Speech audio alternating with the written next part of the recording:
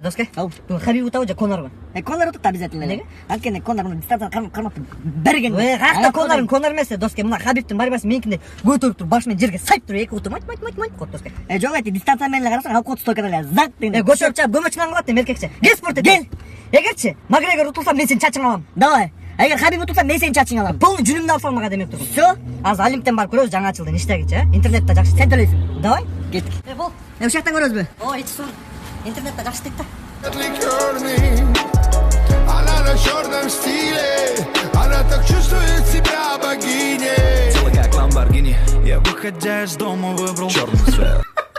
Чачыңда кака делдең турбайсыңбы? Чач эчтеке эмес. Жана Олимптин мощникине жүрөсүң да көрүп келесиз.